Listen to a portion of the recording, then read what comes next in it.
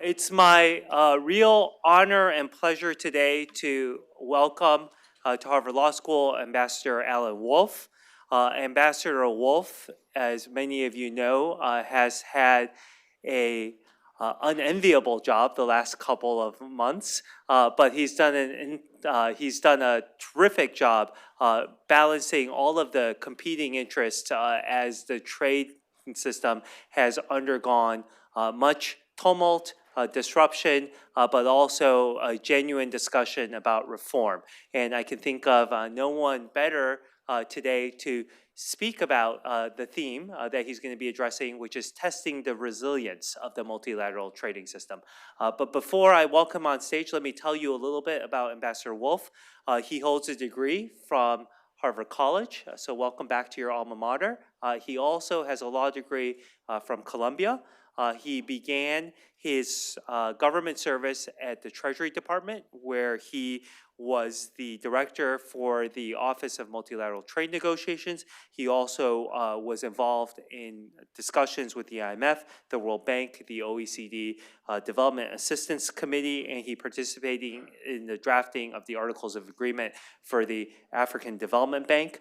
From there, he joined the Office of the Special Trade Representative, where he was the Deputy Special Trade Representative for trade negotiations in the Carter administration, as well as the General Counsel of the office in the Ford administration. He also served as the acting head of the U.S. delegation for the Tokyo Round Agreements. He then went on to service in private practice for many years. He served as an advisor to both Republican and Democratic administrations. He went on to serve for many years as a chairman of the National Foreign Trade Council, where he played a pivotal role in shaping U.S. Trade policy in the course of the Bush and the Obama administrations before he was appointed in October of 2017 to serve a 4-year term as the Deputy Director General of the World Trade Organization. Inside the WTO, he oversees the organization's work on accessions, on agriculture, on environment, as well as a number of different internal functions. And I think we all recognize that he serves a most important role as a conduit between Washington and Geneva these days. So it's with great honor and pleasure that I welcome Ambassador Wolff back to Harvard. Thank you.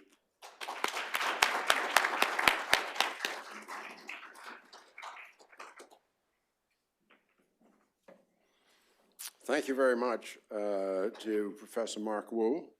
He's doing a great job here. I was last here for the appellate body at 20 celebration that was organized by Professor Wu, and be nice to come back for the 25th if we get that far. And I think we will.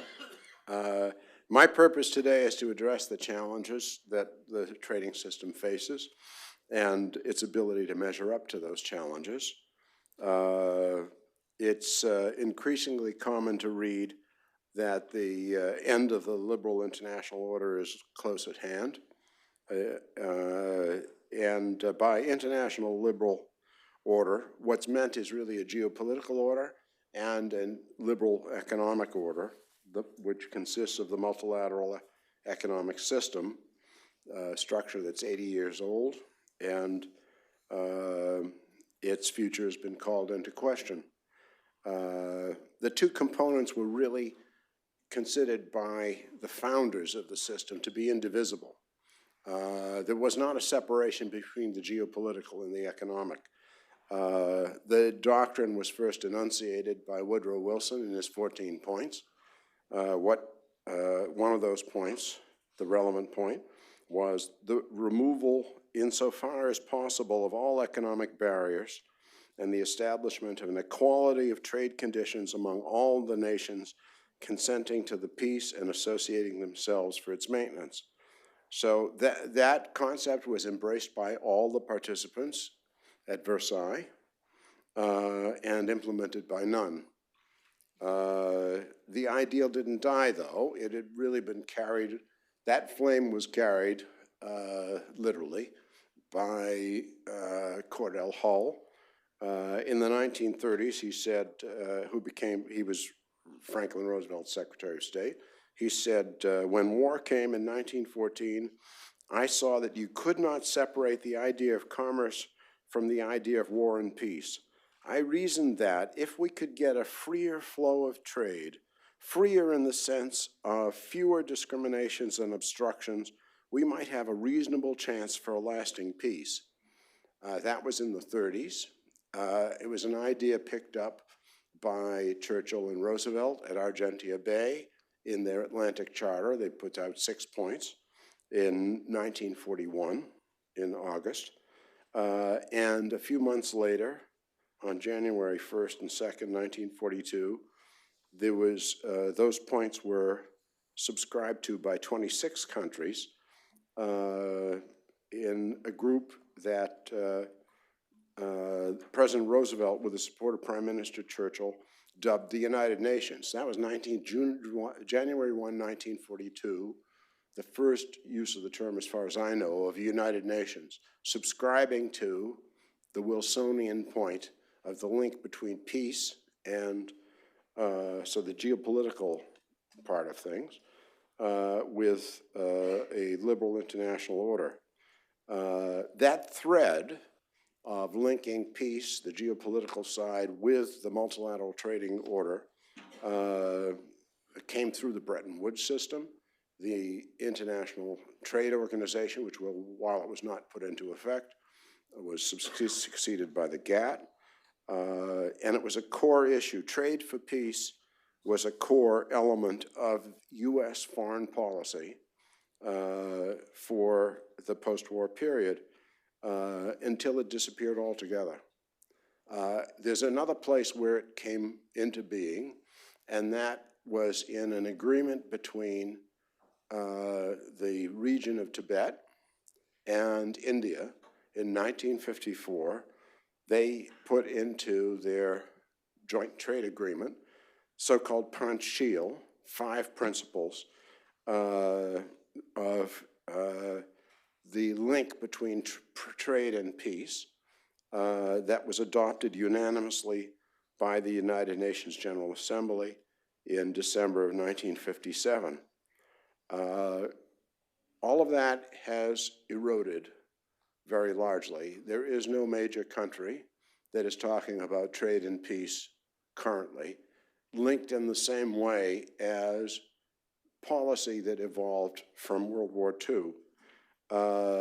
So what is happening?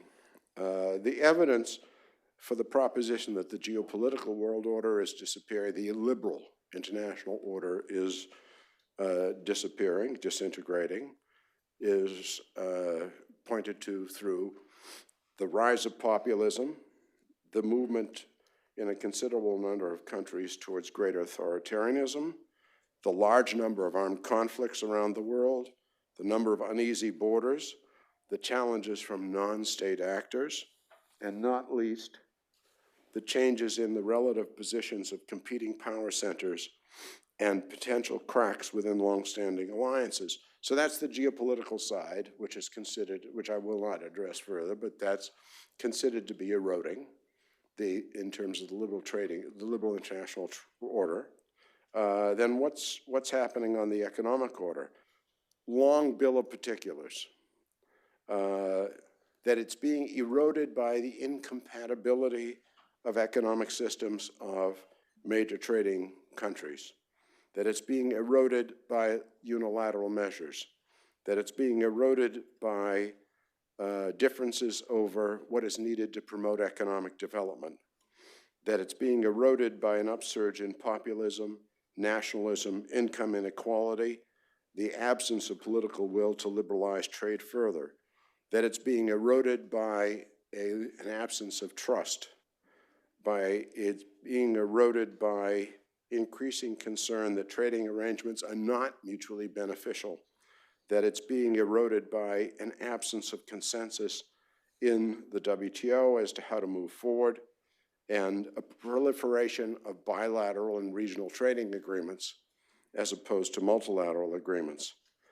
The multilateral trading system depends very heavily on a recognition that the WTO agreements are enforceable. It is a distinguishing feature of the WTO that it has enforceable agreements as opposed to other international or multilateral agreements.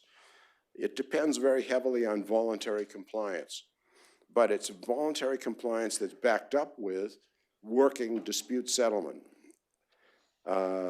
which now is threatened to cease to function altogether by year end.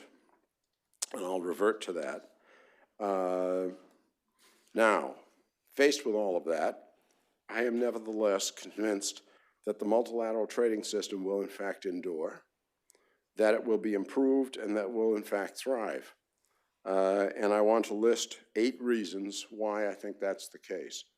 First, most of world trade by far continues to be conducted in accordance with the WTO rules. You wouldn't know that by looking at headlines and saying US-China tariffs, aluminum tariffs, steel tariffs, but in fact, most world trade still is conducted in accordance with the rules.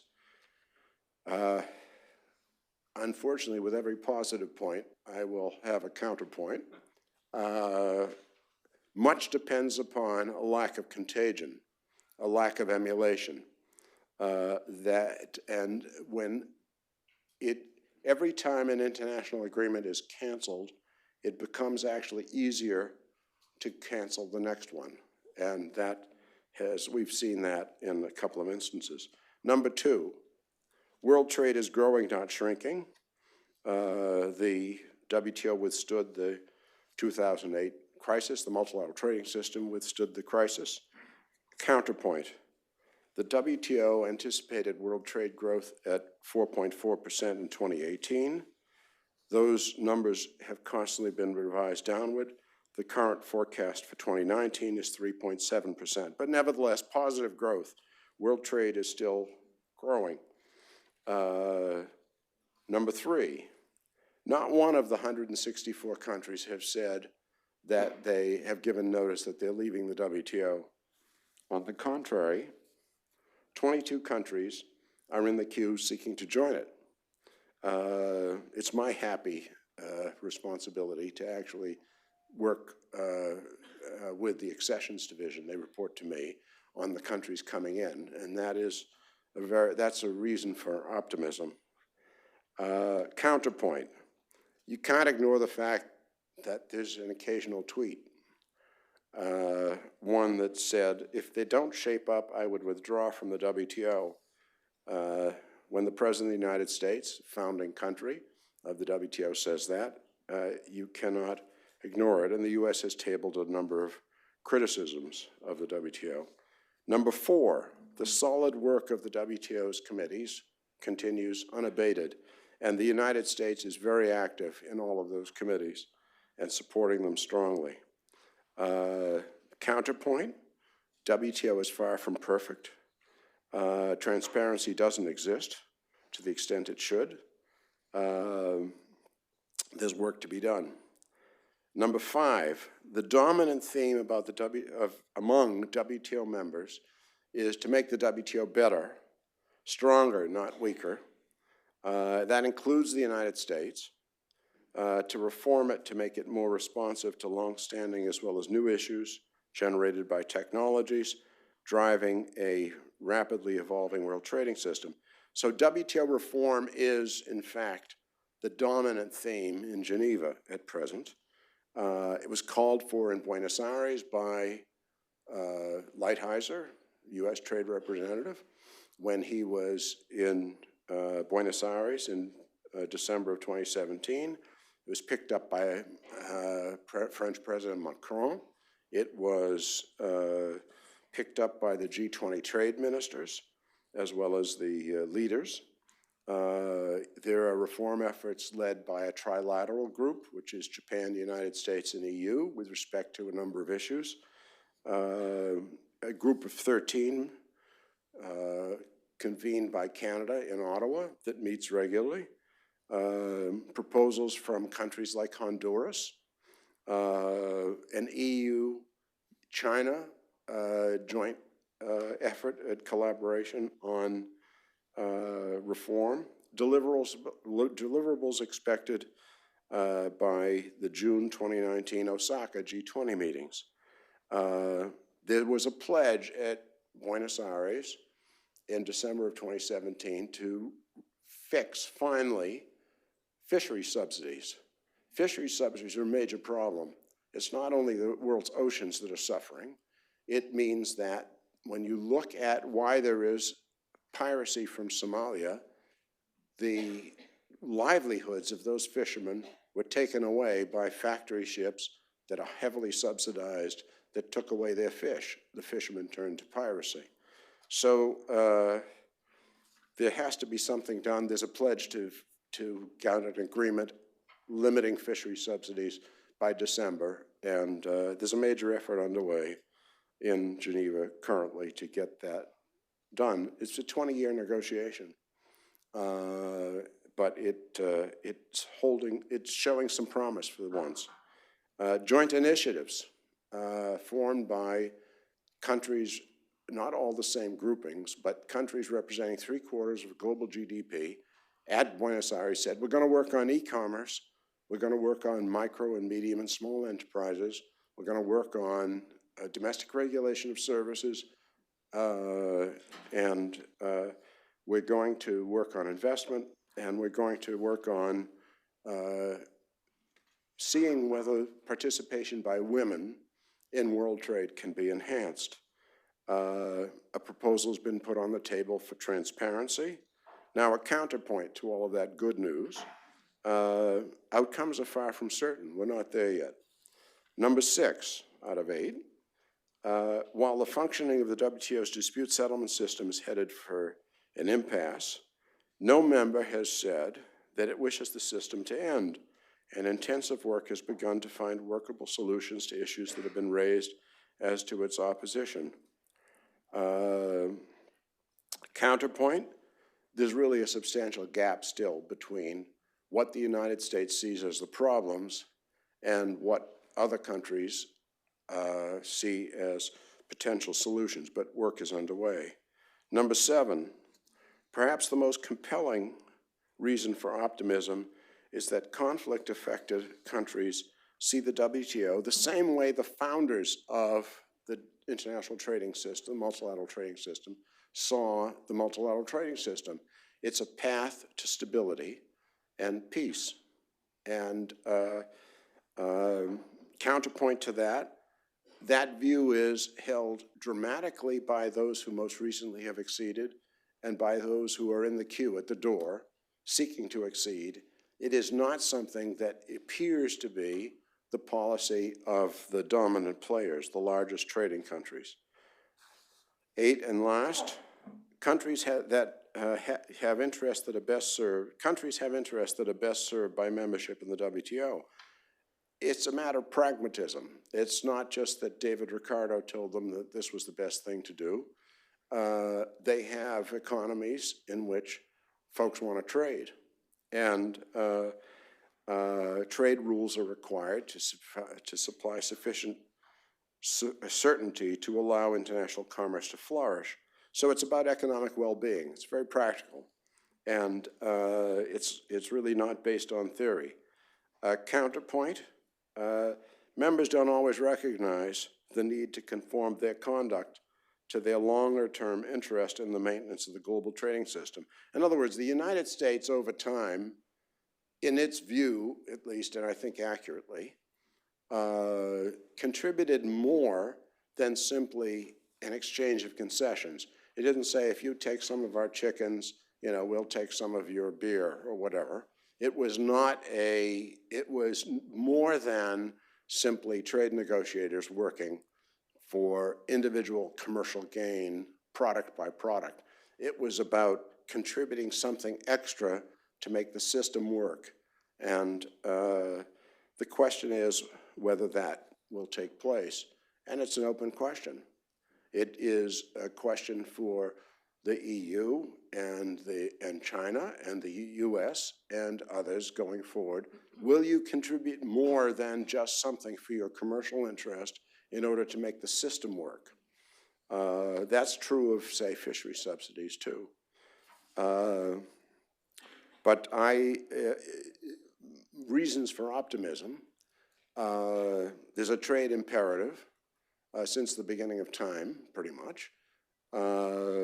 in ancient Sumer, the first clay tablets that have been found have, the theory is that one of the reasons for the development of cuneiform, of writing on clay tablets, was to be able to conduct trade.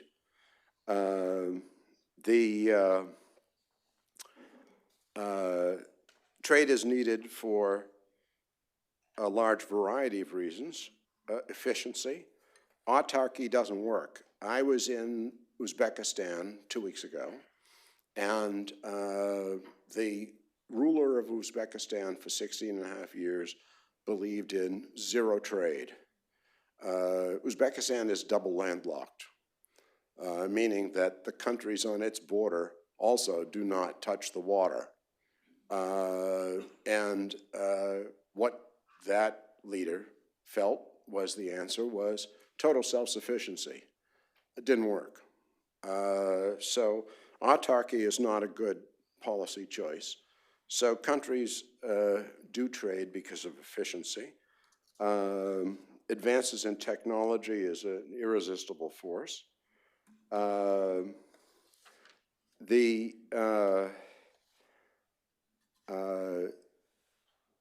Trade can't take place without trading rules. They're first recorded in the Code of Hammurabi, which you can go look at in the Louvre. And the WTO agreements today have a panoply of issues that are vitally important to having trade take place. Don't raise your tariffs above bound levels. By and large, that's what holds. It's not true in every case, as we know, but it does hold. Non-discrimination with respect to domestic regulation. No quantitative restrictions. National treatment in applying domestic regulations. Some limitations on subsidies.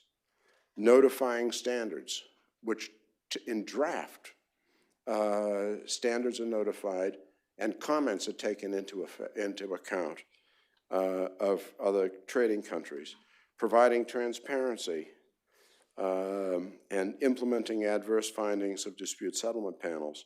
And that's a far from complete list, but that system has served the world very well. Under the WTO, in its 23 years, trade has increased in value from 5.6 trillion to 17.7 trillion dollars a year by 2017.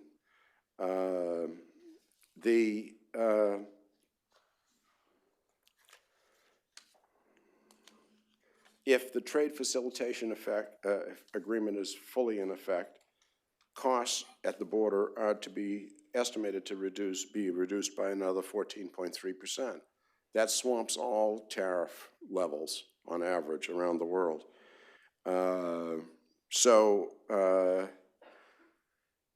Challenges.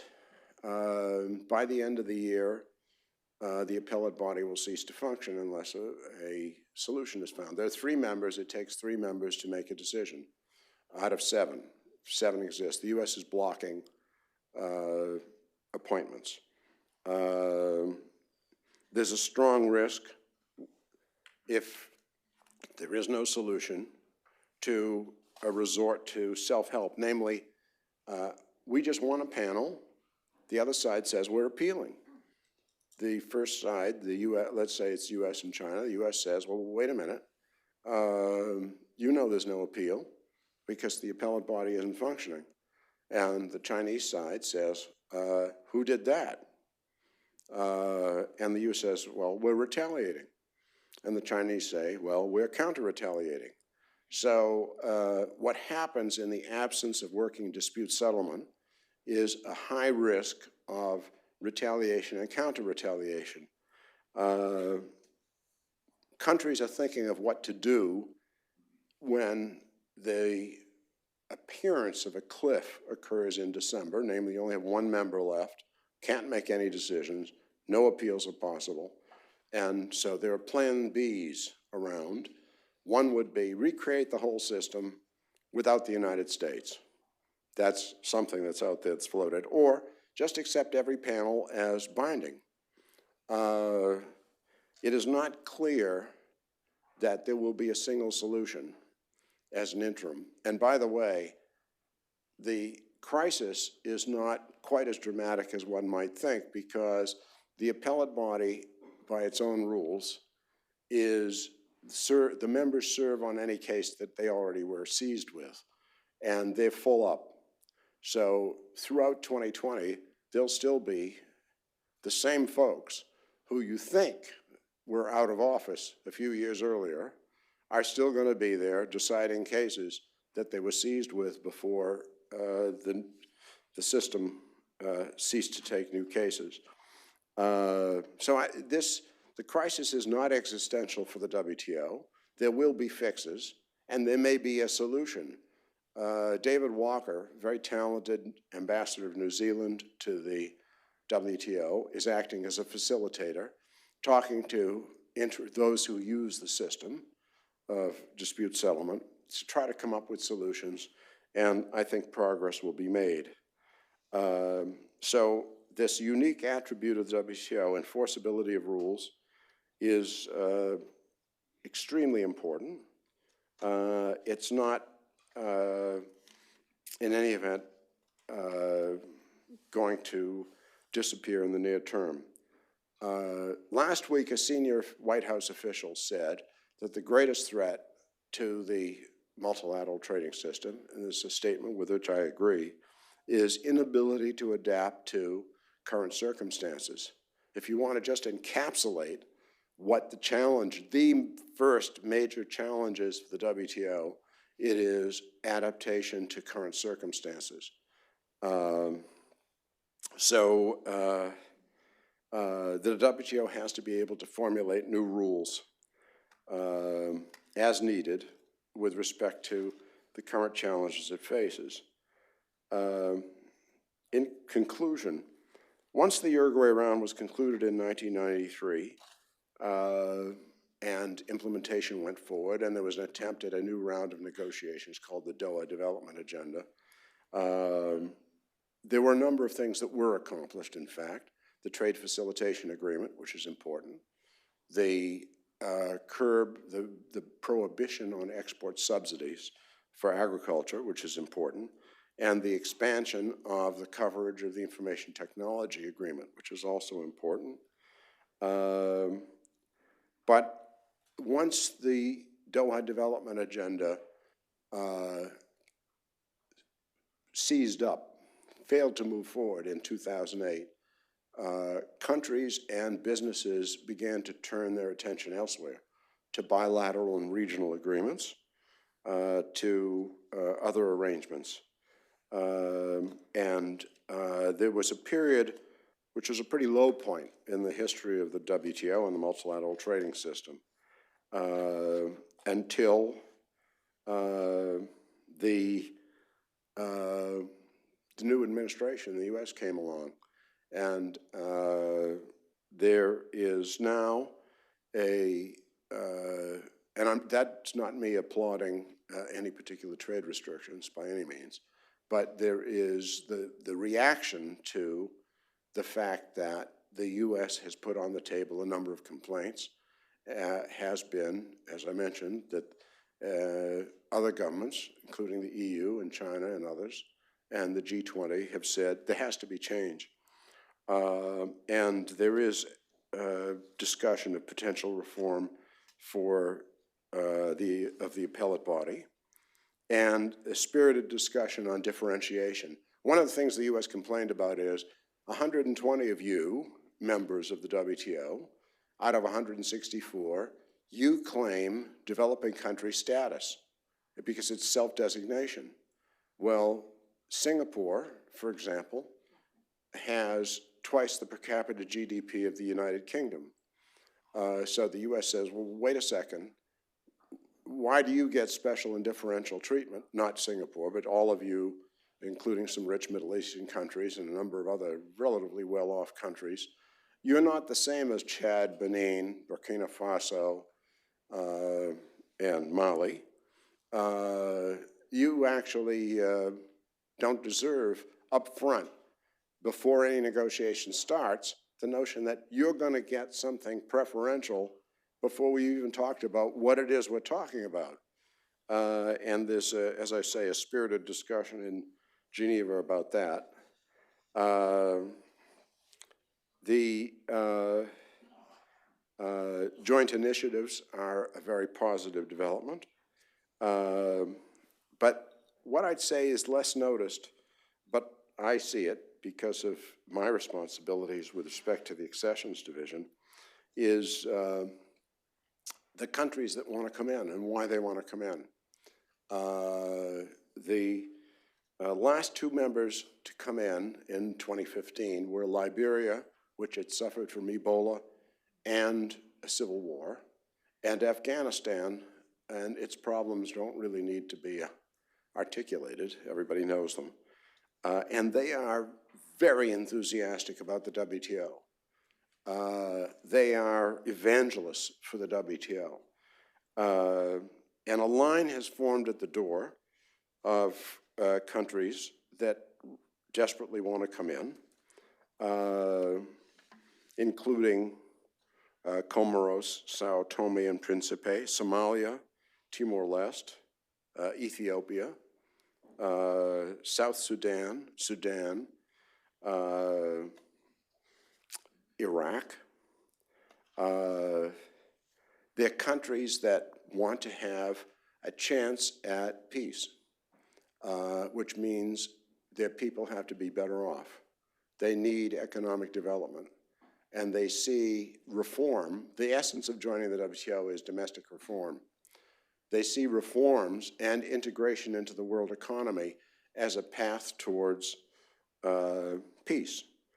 We had at the public forum this last year in October, the first president of Timor-Leste, President Guzmão, and his English was, I asked him to, I was chairing a panel, and I asked him to sum up. And first of all, he impresses one like one would have felt you're in the presence of Nelson Mandela. There is something about him. He said, I speak very haltingly in English. I learned my English in 7 years in prison. And he was the guerrilla leader who got their independence and then brought about a process of reconciliation. And he said that he was joining the WTO. His country wanted to join the WTO because it saw it as a pathway to a more lasting peace. In Djibouti, in December of this year, we had on our panel the ambassadors of South Sudan and Sudan, which was remarkable in and of itself, of these two ambassadors sitting next to each other. These countries have a bit of a history. The ambassador of South Sudan said, where there's trade, there's peace. So it's remarkable that actually what Cordell Hull was thinking in the 1930s and the US put into effect in the 1940s is a feeling that's really shared by a number of countries today who aren't jaded at all about the WTO. Bosnia and Herzegovina, Belarus, among them, are very interested in joining. And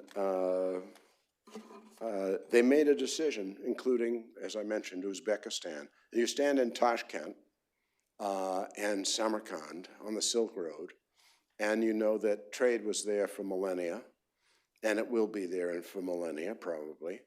And they believe that integration into the world economy will make it a better life for their people. So I'm optimistic about the future of the WTO. I'm optimistic because of the countries I deal with. I mentioned the 4 West African countries. They produce cotton. They do not produce cotton very well. And everybody in the rest of the world that produces cotton or consumes cotton wants to help them. So I chair a consultative forum on development assistance for cotton, and it means that Pakistan and India and Brazil and the United States and Australia, Australia is the most efficient producer of cotton in the world, twice as efficient as the US. They just want to help these countries, Burkina Faso, Mali, Chad, Benin, to be able to have better livelihoods out of the production of cotton. And there's a very good spirit in the room. With reforms, with the energy I see from exceeding countries, the future of the WTO, I think, has the prospect to be nothing short of brilliant. Thank you very much.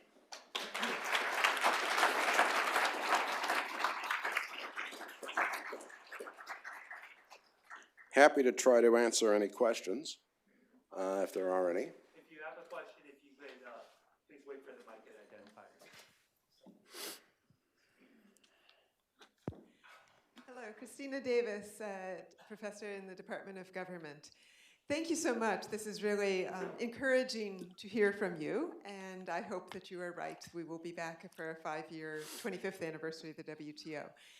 I wanted to follow up on your broad theme that trade lays the ground for peace, and ask, what about the reverse, that you have to have good foreign policy first? Because one of the applicants to join the WTO you didn't mention is Iran, which would like to join, but is probably going to have to wait longer for reasons unrelated to its trade policy.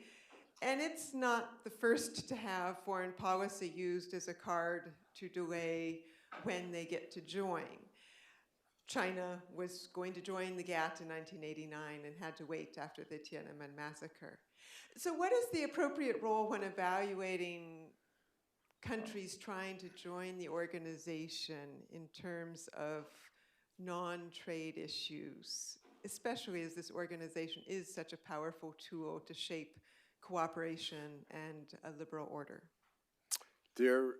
I've had conversations with delegations from Iran over the last year and a half, and to some degree, the ball is in their court. That doesn't mean that it's a free pass for any country to get in. You need a consensus. WTO is a consensus organization, 164 countries, and every country has a right to express a view. You know, we'll see what happens. It could be an evolving situation, maybe not. But right now, the Iranian government has some decisions to take.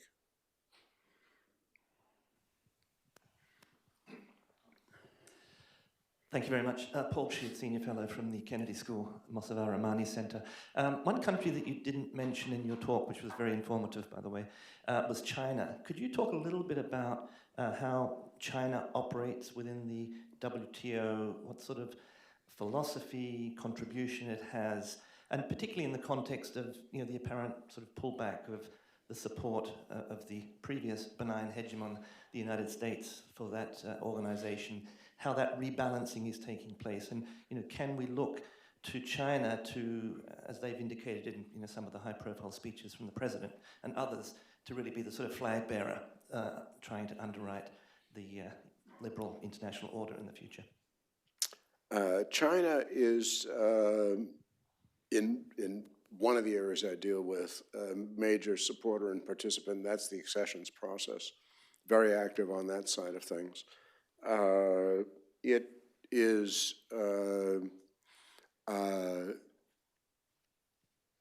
it states that it is, a red line for it is its developing country status, which would be, in the case of the world's largest exporter, and the leading country in artificial intelligence and a number of other areas. That's a sort of a controversial statement. On the other hand, several hundred million people still live in poverty on small lots in agriculture. So China sort of presents a mixed picture.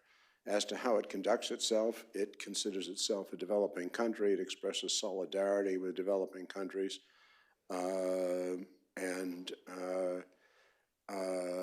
My hope is that the U.S.-Chinese negotiations, which are currently underway, will ultimately lead to the rules of the WTO being broader with respect to coverage, both of what China, broader with respect to the conduct of all parties, China and the United States included. In other words, the U.S. has put on the table the notion, well, it's put on the table one thing, transparency, so far, along with some others, proposal on transparency.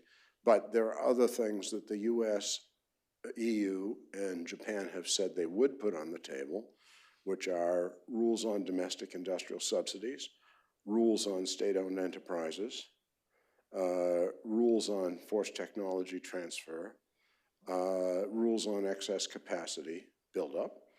To me, it makes sense for whatever is done bilaterally to look at it and say, how would that fit into the international trading system? My hope is that the WTO becomes more relevant to the current bilateral set of issues.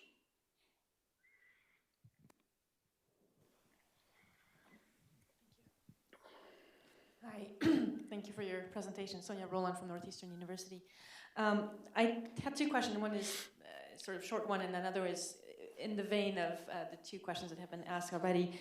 The short one is on the appellate body, the future of the appellate body. And I was just wondering, any chance that it might lead to a revival of the arbitration procedure, which I think was only ever used once, the one-step arbitration procedure, which would bypass panels and so forth. But if we're talking about panels as being a one and last place of adjudication, if there's no functioning appellate body, then we might as well just go to that binding arbitration. That's what it was designed to do in the first place. And of course, it could be the same people in terms of panelists anyways. So that's just a thought. I haven't seen much written or said about it, so I was just wondering. And then the other thing is, the long view you've presented on sort of this linkage of trade and peace, which I think is a very important reminder of these days, and I'm very happy to hear you talk about it in those terms and present the current situation in that context.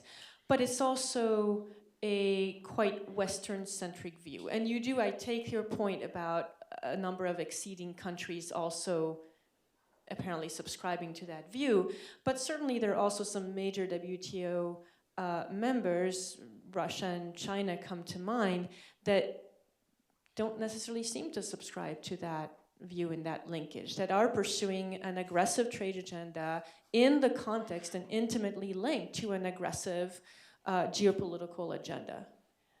So I was wondering if you could comment on that. Thank you. Two things. First, binding arbitration is always, it's there. It's in the dispute settlement system rules, and you could always go to it. The question is whether an ad hoc system is going to be very effective. So a country A sues country B, wants to sue country B, and says, why don't we agree to binding arbitration? Country B says, well, I think I'm going to lose, so no. So the question is whether an ad hoc approach of why don't we just have binding, we'll agree before we go to a panel that the panel result is going to be final, or that we'll go to an arbitrator and we'll accept whatever the arbitrator says, but I think I'm in the wrong. Do I want binding arbitration then when the choice is maybe not? So we don't know. We don't know what the world looks like when you just sweep away the current system of binding dispute resolution, where you say, well, sometimes I'll be a complaining country, sometimes I'll be a responding country, so I agree to this system, which I did back in 1995. Do you do it on an ad hoc, case-by-case basis? Well, you have a domestic debate. Is this in my interest to accept binding dispute settlement through arbitration on this case? Well, I don't want to, so I'm not going to do it. So what are you going to do to me?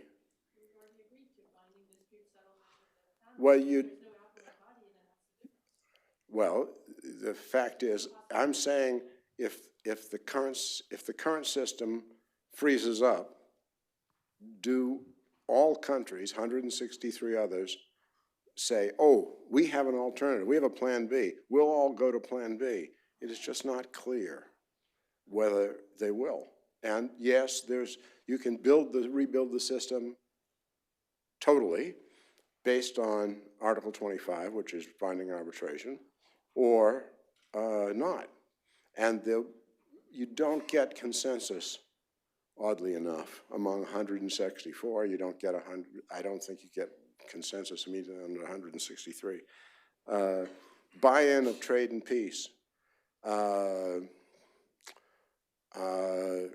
What I said in my remarks was,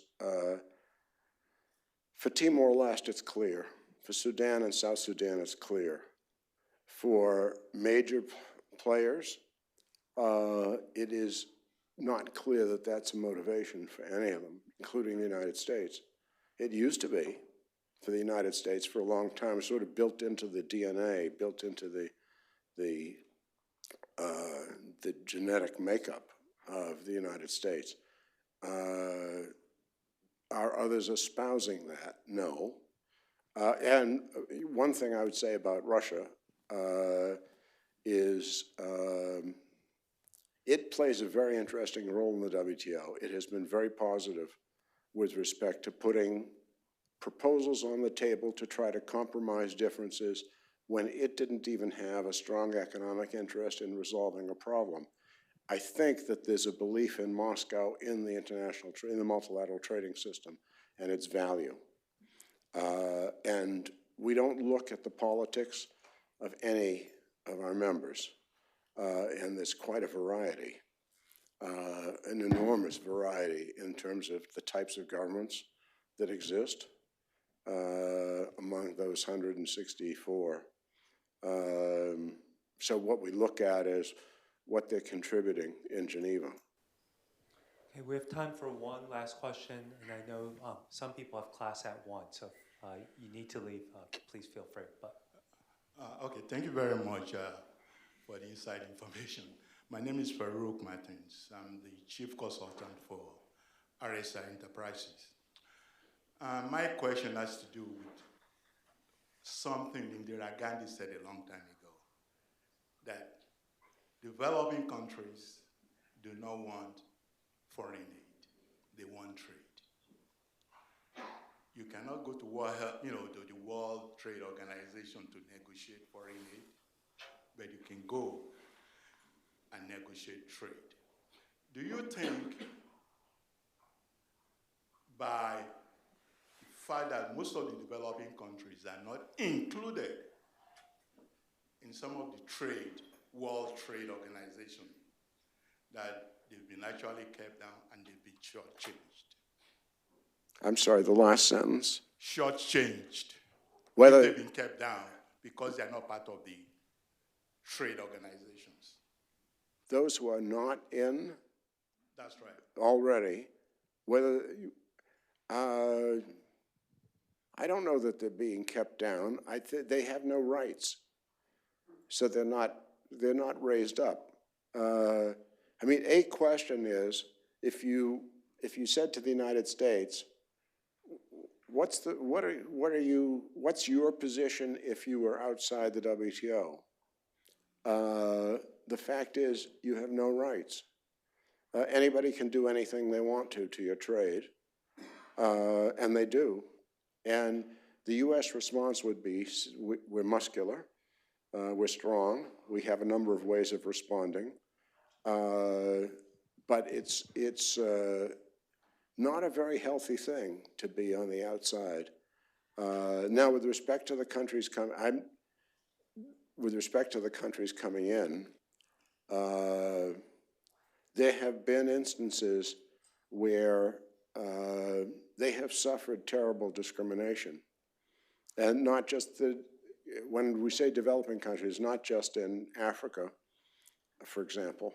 It's not the poorest always, but there's some pretty poor countries in Central Asia as well, and they have suffered some massive discrimination.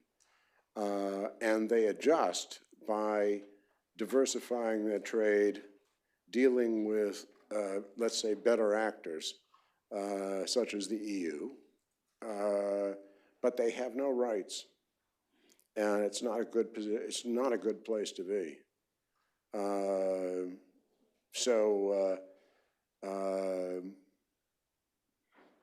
But it is. It's a motivating fact. Not every country is active in its succession process. When I say there are 22 at the door, some are sort of not necessarily doing anything with respect to coming back in. Lately, there's been a lot of reactivation of very old applications. Belarus was suspended decades ago, for example. But Algeria isn't knocking at the door, and it's applied 30 years ago. Doesn't have an interest.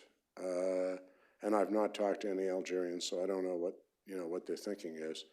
But I guess they just don't see it as in their interest.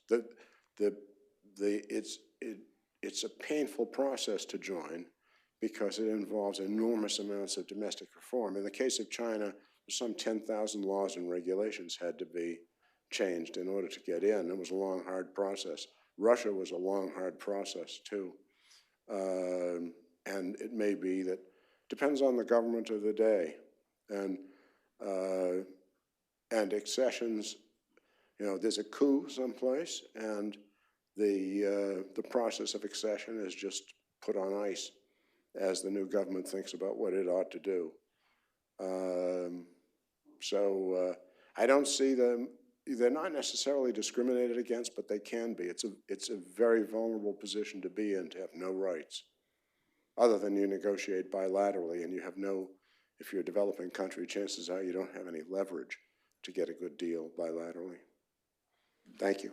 Well, I was going to say, I think we know that a lot of important work awaits you in Geneva on accessions, on all of these other fronts, and we're especially grateful that you came all the way across the Atlantic to spend the day with us here at Harvard. So please join me in thanking Ambassador Wolff.